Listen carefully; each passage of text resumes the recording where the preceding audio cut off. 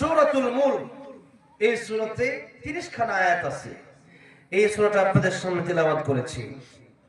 এই সূরাটা এমন গুরুত্বপূর্ণ, আল্লাহর নবী বলেন এই সূরাটা কিয়ামতের ময়দানে যারা প্রতি রাতে এই সূরাটা সূরা মুলক যারা প্রতি রাতে তেলাওয়াত করবে, 29 নম্বর পারার প্রথম সূরা সূরাতুল মুলক, যারা প্রতি রাতে এশার নামাজের পর ঘুমের আগে এই সূরাটা পড়ে ঘুমাবে, তাদের জন্য এই সূরাটা সুপারিশকারী হয়ে যাবে। যেরকম সুবহানাল্লাহ। শুধু সুপারিশকারী নয়, কিয়ামতের ময়দানে এই সূরাটা আল্লাহর সাথে ঝগড়া করবে। যেরকম সুবহানাল্লাহ।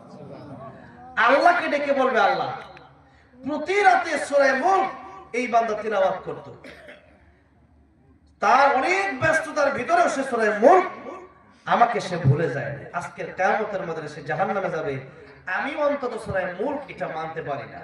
আল্লাহ বলবেন, সূরা মুলক তুমি কি জানো লোকটাতে জাহান্নাম, লোকটার জীবনে শুধু বদ আমল? তখন কোরআন বলবে, আল্লাহ অনেক বদ আমল থাকতে পারে, এটা আমি জানি, নেক আমল থাকলে তো ডাইরেক্ট এমনি জান্নাতে চলে যেত, তার সুপারিশ করা লাগতো না, তোমার সাথে আমার ঝগড়া করা লাগতো না। যেহেতু তার জীবনে অনেক গুনাহ আছে সেজন্য তো জাহান্নামে যাচ্ছে না, আমাকে সে বলে নাই।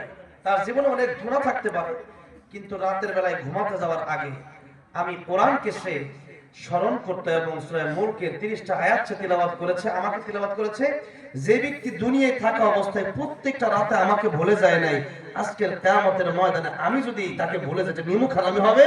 আমি কোরআন যতক্ষণ পর্যন্ত সে জান্নাতে না যাবে ততক্ষণ পর্যন্ত তোমার সাথে, ও আল্লাহ তোমার সাথে আমি মুলকের ঝগড়া চলতেই থাকবে। আল্লাহু আকবার। আল্লাহ তাকে তুমি জান্নাত দিবা না দিবা না? তখন আল্লাহ বলবেন, জান্নাত তো সে পাওয়ার যোগ্য না। কোরআন বলবে, যোগ্য কি যোগ্য না ওইটা আমি দেখতে চাই না, আমারও সে মনে রাখছে, আমিও তাকে এখন মনে করলাম, এখন এই মুহূর্তে তুমি তাকে জান্নাত দিবা না, তুমি আমার অস্বীকার করবা, আমি তোমার কোরআন না দেই। তোমার নবী তো বলেছেন আমি সুপারিশ করবো, আমার সুপারিশ তুমি মঞ্জুর করে দিবা, তাহলে আমি আজকে সুপারিশ করতেছি। তখন আল্লাহ বলবেন, কোরআন তোর ঝগড়া, তোর এই যে সুপারিশ বারবার বলতেছিস, তুই তো আমার কালাম, তুই তো মাখলুক না, গায়রে মাখলুক, আমার সরাসরি কালামুল্লাহ। তাহলে আজকে তোর কথা আমি ফেলে দেব না। ওই ব্যক্তি গুনাহগার হওয়া সত্ত্বেও, তার জন্য জাহান্নাম ফয়সালা হয়ে যাওয়া সত্ত্বেও, যেহেতু সূরা মুলক তোকে যেহেতু প্রতি রাতে তিলাওয়াত করছে, আজকের কিয়ামতের ময়দানে তোর সুপারিশ মঞ্জুর করে কেবলমাত্র ওই যে তোর তেলাওয়াত করত সূরা মুলক তিলাওয়াত করার কারণে তাকে আজকে আমি জান্নাতের মেহমান বানায় দিলাম।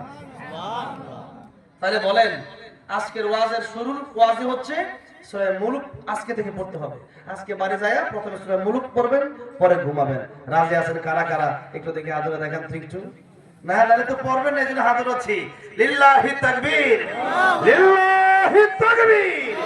কোরআন আছে যেখানে, লিল্লাহি তাকবীর। আমার আল্লাহ কবুল করেন। এবার তাহলে বলেন, আজকের প্রথম ওয়াজ হচ্ছে আমাদের কবরে যেন আমার কোরআন যেন আমার বন্ধু হয়, আমার পরকালে যেন আমার কোরআন আমার বন্ধু হয়ে যায়। সেই জন্য এখন থেকে প্রতি রাতে ইশার করে দেখে হোক আর না দেখে হোক, না দেখে পারলে তো ভালোই, আর না দেখে যারা পারেনও না, এক আয়াত করে প্রতিদিন মুখস্থ করে নেবেন। আল্লাহ নবী বলেন, আমি চাই যে আমার প্রত্যেকটা উম্মতের অন্তরে সূরা মুলক থাকুক। সেই জন্য সূরা মুলক আমরা প্রতি রাতে তেলাওয়াত করব। এই সূরা মুলক যদি আমরা তেলাওয়াত করি, এই সূরা মুলকটা কবরে একটা পাখি হয়ে যাবে। যেরকম সুবহানাল্লাহ।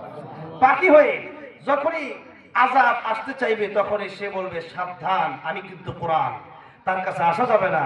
আমি সূরা মুলক, এই কবরে সে এসেছে কোরআন নিয়ে এসেছে, কোরআন বাদ দিয়ে আসে নাই। সুতরাং আমি সূরা মুলককে সে স্মরণ করেছে, তাহলে কবরেও শান্তি আর পরকালেও জান্নাতে যাওয়ার কারণ হবে সূরাতুল মুলক। তাই আজকে যেহেতু গুরুস্থানের উদ্যোগে মাহফিলটা, সেই জন্য কবরটা কিভাবে আমাদের সবার শান্তির হবে, এই শান্তির হওয়ার জন্য আমাদের শুধু ওয়াজ শুনলে হবে না, আজকে থেকে সূরা মুলক আমাদের তিলাওয়াত করতে হবে। আল্লাহ আমাদেরকে তুমি প্রত্যেকটা রাতে সূরা মুলক তিলাওয়াত করার তৌফিক দাও। জোরে বলেন আমিন। আমার ভাইরা, আমার বাবাজিরা, এবার লক্ষ্য করুন আল্লাহ রাব্বুল আলামিন সূরা মুলকে কি বললেন। কেবলমাত্র 2 খানা আয়াতে কারিমা আপনাদের সামনে তিলাওয়াত করলাম। আসুন আমরা 2টা আয়াতের দিকে চলে যাই। আল্লাহ রাব্বুল আলামিন প্রথম আয়াতে বলছেন, তাবারাকাল্লাযী বিয়াদিহিল মুলক, বরকতময় সেই আল্লাহ যার হাতে রাজত্ব, যার হাতে ক্ষমতা। সমস্ত ক্ষমতার মালিক কে? আল্লাহ। তামাম পৃথিবীর মালিক কে? আল্লাহ। তাহলে মালিক হচ্ছে আল্লাহ, আর আল্লাহ বলতেছেন তোমরা আমার গোলাম। মালিক আমি আল্লাহ, তোমরা আমার গোলাম। এবার জোরে জবান খুলে বলতে হবে মালিক কে? আমরা কি গোলাম? মালিক কে? আমরা কি গোলাম?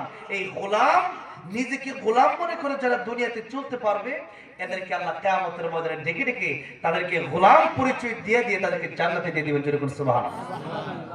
আল্লাহ তাআলা বলছেন, ইয়া আইয়াতুহান নাফসুল মুতমাইন্নাহ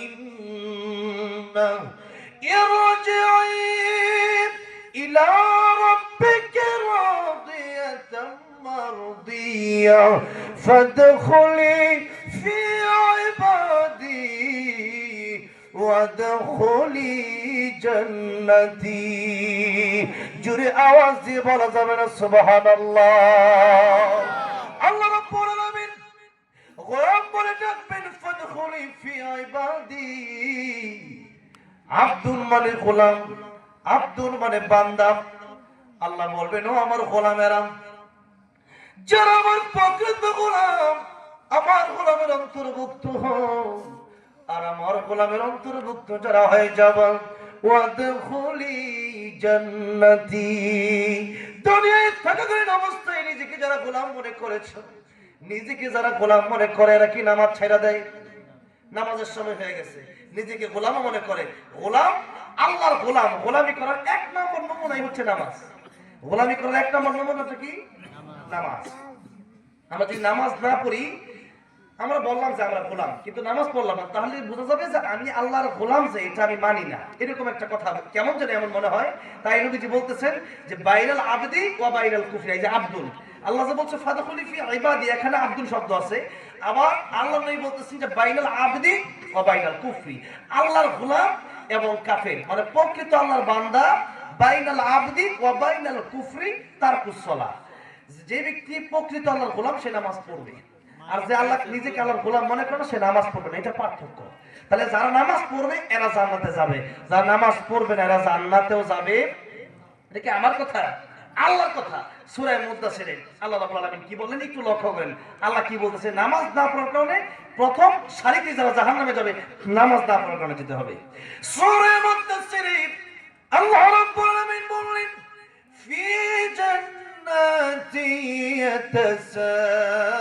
ইয়াতাসাআলুনা আনিল মুজরিমিন মা সালাকাকুম ফি সাকার ক্বালু লাম নাকু মিনাল মুসাল্লিন ওয়া লাম নাকু নুত'ইমুল মিসকিন ওয়া কুন্না নাখুদু মা'আল খাইদিন ওয়া কুন্না নুকাযযিবু বিয়াউমিদ্দিন। জান্নাতীরা যখন জান্নাতে চলে যাবে, আর জাহান্নামীরা যখন জাহান্নামে চলে যাবে, জান্নাতীরা জাহান্নামীদেরকে প্রশ্ন করবে, তোমরা জাহান্নামে গেলে কেন? তোমরা কি বলবা? জাহান্নামীরা তখন উত্তর দেবে, আল্লাহ রাব্বুল আলামিন 4টি কথা এখানে উল্লেখ করে দিলেন সূরাতুল মুদাসসিরে। আল্লাহ বলছেন জাহান্নামীরা তখন এক নাম্বার উত্তর দিবে, ক্বালু লাম নাকু মিনাল মুসাল্লিন, নামাজ পড়ি নাই, নামাজ পড়ি নাই। নামাজের সময় হয়ে গেলে প্রথমে নামাজ পড়তাম, আর আমরা নামাজ পড়তাম না। এটা হচ্ছে জাহান্নামে আসলে আমাদের প্রধান কারণ, যে আমরা নামাজ পড়তাম না, নামাজে ছিলাম না, মুসল্লি ছিলাম না। 2 নম্বরে আল্লাহ তাআলা বলছেন জাহান্নামীরা বলবে, ওয়ালাম নাকু নুত'ইমুল মিসকিন, মিসকিন গরীব এতিম অসহায়রে খাবার দেই নাই। আমার অনেক অঢেল সম্পদ ছিল, সেই সম্পদটুকু আমি আল্লাহর রাস্তায় খরচ করি নাই। আমি গরিব দুঃখী মানুষকে কিছু টাকা পয়সা দেই নাই। কিছু টাকাটা কম, অন্তত যাকাতটা হলেও যদি আমাদের সমাজে সবাই যদি ঠিকমতো যাকাত দেয়, আমাদের দেশের গরিব মানুষ থাকবে না। ঢাকা শহরে ঢুকলে দেখা যায় এত প্রাইভেট কার, মানে একটা প্রাইভেট কার যাবে হাজার হাজার প্রাইভেট কার। তার মানে বোঝা গেল আমাদের দেশে ধনীর লোক কম না বেশি, অনেক ধনীর লোক, কিন্তু যাকাত ঠিকঠাক দিচ্ছে না, যার কারণে আজকে আমাদের দেশে তো গরিব। যাকাত ভিত্তিক অর্থনীতি যদি চালু হয়ে যায়, যার যতটুকু টাকা আসে ওই টাকাটা থেকে 1 লাখ টাকা থেকে 2,500 টাকা যাকাত, এটা কি অনেক বেশি? অল্প টাকা।